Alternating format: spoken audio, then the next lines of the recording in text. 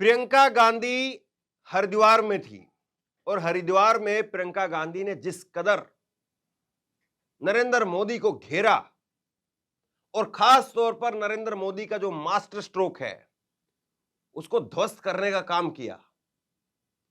जो काम लगातार नरेंद्र मोदी कर रहे हैं, जिस तरह के उनके भाषणों के अंदर परिवारवाद परिवारवाद परिवारवाद का जो जिक्र रहता है, अखिलेश के बारे में, तेजस्वी के बारे में, गांधी परिवार के बारे में, शिवसेना के बारे में, आज प्रियंका ने उसका जोरदार जवाब दिया है और मोदी जी के परिवारवाद के उस मास्टर स्ट्रोक को ध्वस्त कर दिया है। मैं प्रियंका का बिना लंबा चौड़ा भूमिका के आपके सबसे पहले जो है आपके सामने प्रियंका का वो बयान रखता हूं और उसके बाद में हम प्रियंका गांधी को सुनेंगे किस अंदाज में वो बोली हैं। बगैर चीखे चिल्लाए प्रियंका गांधी ने बहुत ही सधे हुए अंदाज के अंदर परिवारवाद के ऊपर जो कहा है वाकई सुनने लायक है। प्रियंका ने कहा कि हम पर सबसे बड़ा आरोप लगता है कि हम परिवारवादी हैं, कई पीढ़ियों से हमने सेवा की है। आप बताइए कि पिछले 30 सालों से हमारे परिवार का कौन सा सदस्य सत्ता में रहा। इसको परिवारवाद नहीं देश सेवा कहते हैं, जो पीढ़ी दर पीढ़ी सेवा करती है। एक शहीद होता है तो दूसरा खड़ा होता है, दूसरा शहीद होता है तो तीसरा खड़ा होता है, तीसरा शहीद होगा तो चौथा खड़ा होगा। हमें आपसे कुछ नहीं चाहिए, आपने इतना दिया है कि हमारी 10 पीढ़ियां कर्ज चुका नहीं पाएगी। हम सेवा करते रहें और करते रहेंगे, करते रहे हैं और करते रहेंगे, ये प्रियंका गांधी ने कहा। मतलब कि उनके भाषण का लबोलबाब ये है, वो जो बात कह रही, उनके बयान का लबोलबाब ये है कि आप सबसे ज्यादा जो है हमारे ऊपर आरोप लगाते हैं कि हम परिवारवादी हैं, लेकिन आप बताइए कि पिछले 30 साल के अंदर गांधी परिवार से किस व्यक्ति ने सत्ता संभाली है? कौन सा व्यक्ति गांधी परिवार से पिछले 30 साल में सत्ता के केंद्र में रहा? हम सेवा कर रहे हैं, हम परिवारवाद नहीं कर रहे हैं, हम सेवा कर रहे हैं और इस सेवा में अगर एक परिवार का सदस्य शहीद हो जाता है तो दूसरा खड़ा हो जाता है। इंदिरा गांधी शहीद हुई, राजीव गांधी खड़े हो गए, दूसरा शहीद होता है तो तीसरा खड़ा हो जाता है। राजीव गांधी शहीद हो गए, राहुल गांधी आज खड़े हैं और प्रियंका यही नहीं रुकी। उन्होंने कहा कि तीसरा शहीद होगा तो चौथा खड़ा हो जाएगा। जबरदस्त तरीके से प्रियंका गांधी ने नरेंद्र मोदी को आज धोबी पछाड़ दे दी परिवारवाद के ऊपर। एक बार जरा सुनते हैं प्रियंका गांधी ने क्या कहा है। देखो, मैं जानती हूं कि मेरे परिवार के बारे में क्या नहीं कहा। सबसे बड़ा आरोप तो ये लगाते हैं कि हम परिवारवादी हैं, है ना? ये आरोप लगाते हैं कि हम परिवारवादी हैं और फिर जिस पार्टी से, जिस दल में, जिस नेता का बेटा पकड़ सकते हैं उसको अपनी पार्टी में खींच के ले जाते हैं। परिवारवादी हम हैं। फिर कहते हैं कि हम भ्रष्टाचारी हैं। बहुत इन्होंने हमारे बारे में कहा है, लेकिन मैं आपको दिल से बता रही हूं, बहुत पीढ़ियों से हमने सेवा की है। आप अगर सोच के हमें बताएंगे कि मेरे परिवार का कौन सा सदस्य सत्ता में रहा है पिछले 30 सालों से, बताइए। ये कहते हैं हमें सत्ता का लालच है, हम सत्ता के लिए कुछ भी कर लेंगे। अपने आप को राम भक्त कहते हैं। तो मैं इनसे पूछना चाहती हूं कि भगवान राम ने क्या किया? मर्यादा पुरुषोत्तम क्यों कहलाए जाते थे? क्योंकि अपने परिवार की मर्यादा उन्होंने रखी,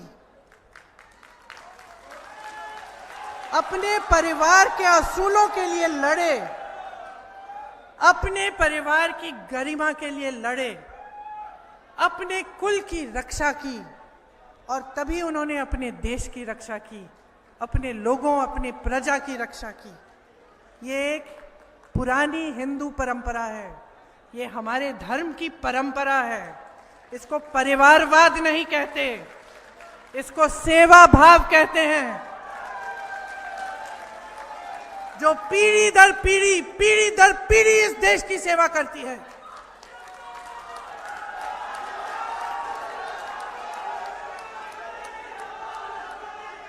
इसको देशभक्ति कहते हैं कि एक शहीद होता है।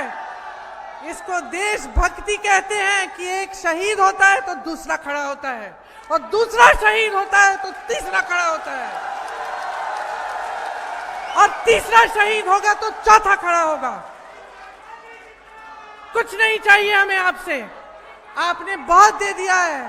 आपने इतना दिया है कि 10 पीढ़ियां नहीं चुका सकती हमारा ऋण।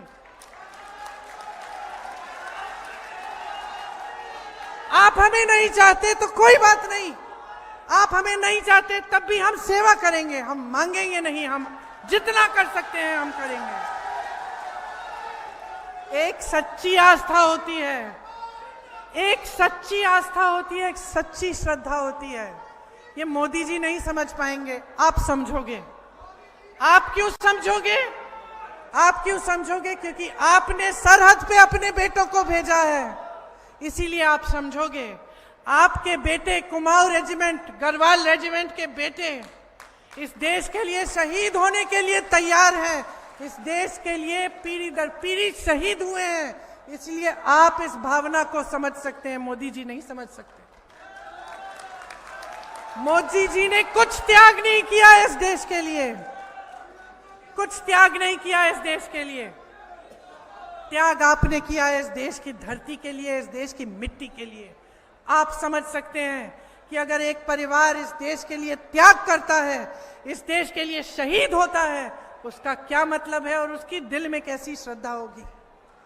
मैं इन सबको बताना चाहती हूं, आप केस डाल दो, संसद से निकाल दो, घर से निकाल दो, आप हमें भ्रष्टाचारी बोलो, तमाम केस डाल दो, एजेंसियां को हमारे पास भेज दो, मेरी 75 साल की माता जी को भेज दो ईडी के पास पूछताछ कराने के लिए, किसी को, मेरे पति को भेज दो, मेरे भाई को भेज दो, हमारे पूरे परिवार को भेज दो, हमें कोई परवाह नहीं है। हमें पता है क्या दिखता है, हमें पता है क्या दिखता है, आपका भय दिखता है। हमें आपका भय दिखता है कि भाई तुम इतना डर क्यों रहे हो हमसे, क्या हो गया, दोबारा सरकार नहीं आएगी, जनता का मन बदल गया है क्या?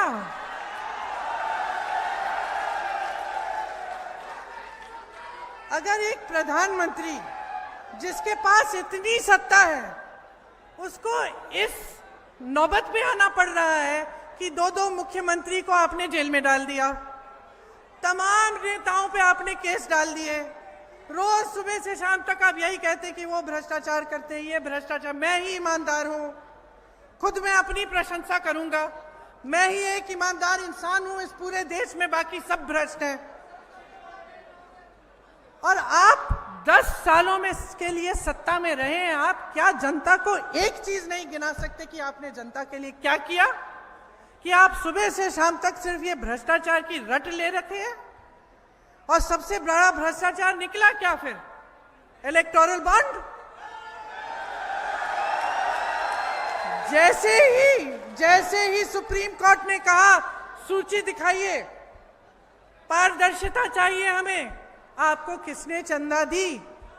क्या हुआ? अचानक एसबीआई को चंदा की वो लिस्ट ही नहीं मिली पहले। फिर सुप्रीम कोर्ट ने कहा कि नहीं हमें लिस्ट चाहिए, लिस्ट निकली, लिस्ट में क्या निकला? कोविड के वैक्सीन वालों से चंदा, पुल बनाने वालों से चंदा, जिनके पास एजेंसियां भेजी थी उनसे चंदा, और फिर एजेंसियां नहीं गई, लौटी उनके पास। तो सबसे बड़ा भ्रष्टाचार किसने किया? जोर से बोलो।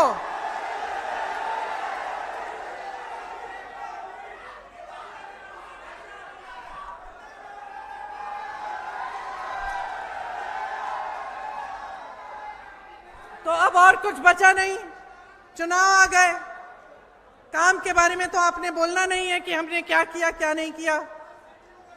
ठीक है, G20 गिना दिए, जब ओलंपिक में मेडल आए उसका भी श्रेय आपने ले लिया, ठीक है, आप ही ने जीते होंगे।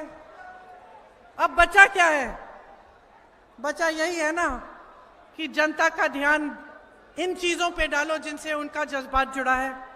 तो धर्म की बातें शुरू हो गई, हुई कि नहीं हुई? देखिए, असली धर्म जो होता है ना, हिंदू धर्म में ये कहा गया है, धर्म धारण करते हैं। ठीक है, धर्म के बारे में सिर्फ बोलते नहीं हैं। धर्म के बारे में बोलने वाले बहुत हैं। हमारे यहाँ भी एक बार दिवाली पे पूजा करने के लिए एक पंडित जी आए। मैं और मेरे पति बैठे थे और पंडित जी ने पहले तो पूछा कि कितनी चंदा मिलेगी। हमने बता दिया ठीक है जो भी है, कैसा वैसा ठीक है। शुरू हुई पूजा और मैं सुन रही हूँ कि इनको तो एक भी भजन नहीं आता है, ये तो सारे श्लोक उल्टे पुल्टे बोल रहे हैं। तो मैं देख रही हूँ अपने पति का चेहरा, हम दोनों हंसने लग रहे हैं कि ये कैसे पंडित जी आ गए। तो इस देश में ऐसे भी पंडित जी होते हैं कभी कभार, जो धर्म का इस्तेमाल करते हैं, अपना व्यापार बना देते हैं, होते हैं। और अच्छे पंडित जी भी होते हैं जो धर्म को धारण करते हैं, जो जब पूजा करने आते हैं अपने घर तो आपको समझा पाते हैं, आपको बोलते हैं कि बेटा ऐसा है कि इस श्लोक का मतलब ये है कि अपना जीवन सादगी से जियो, ये धर्म है हमारा, सच्चाई हमारा धर्म है। तो धर्म के बारे में बोलना काफी नहीं होता, धर्म को धारण करना पड़ता है।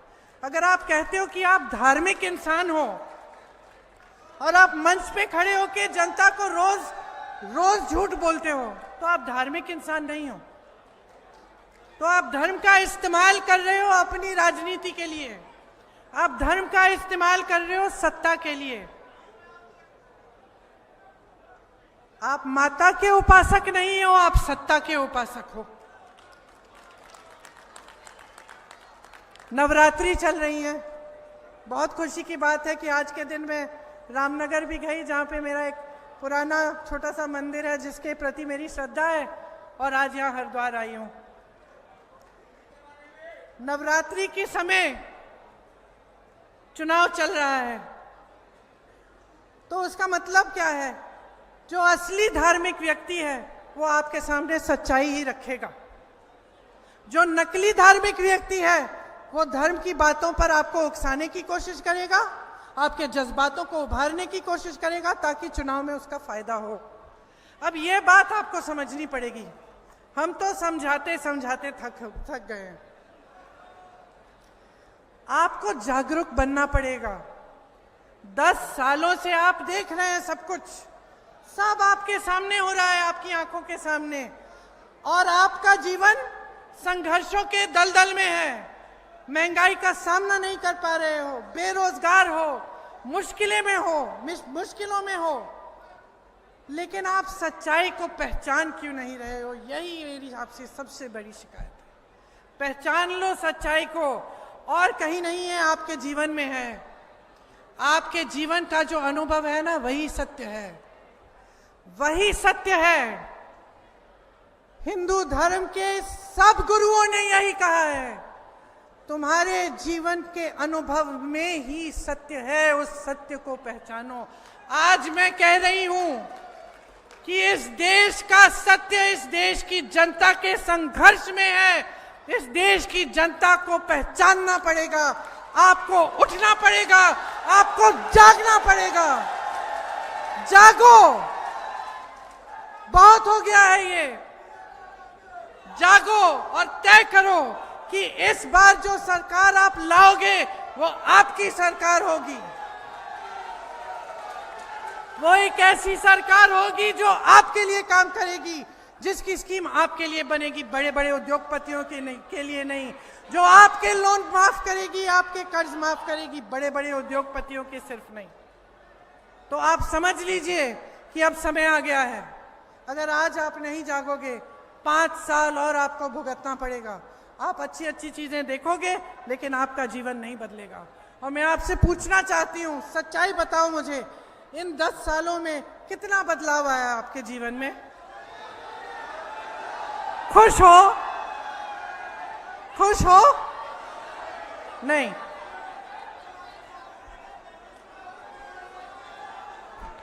फिर से भाजपा की सरकार चाहते हो तो बदलाव लाओ, मन बनाओ, किसी के बहकावे में मत आओ। सच्चाई को, मैं बार बार कह रही हूं, सच्चाई को समझो। अपने लिए नहीं कह रही हूं, मैंने आपको बताया, पुश्तों से सेवा करते आ रहे हैं, हमें कुछ नहीं चाहिए, बहुत मिल गया है। हमारा भविष्य चाहिए, कुछ भी कर लें, हमारा भविष्य ठीक ठाक रहेगा, क्योंकि आपका प्रेम है, आपका प्यार है, बहुत दिया है आपने, हमें कुछ नहीं चाहिए। हम आपके लिए कह रहे हैं, आपके लिए कह रही हूं। पढ़े लिखे हो, माँ बाप ने पढ़ाया लिखाया है, मेहनत करते हो, इस देश से प्यार करते हो, इस मिट्टी से प्रेम करते हो, देशभक्त हो, तो इस बार वोट अपने लिए दो, जनता के लिए दो, किसी नेता के लिए मत दो। अपने भविष्य को बदल डालो, यही मेरा आग्रह है आपसे। आपने बहुत ध्यान से मेरी बातें सुनी, इसके लिए बहुत बहुत धन्यवाद। अगर एक आध बात छूट गई है, एक आध बात अगर छूट गई है, तो हमारा जो घोषणा पत्र है उसे न्याय पत्र कहा है हमने इस बार, उस न्याय पत्र को जरूर आप पढ़िए, इंटरनेट पे जाके ढूंढ के उसको पढ़िए, क्योंकि उससे पता चलेगा कि हमने किस सबके लिए कुछ सोचा है।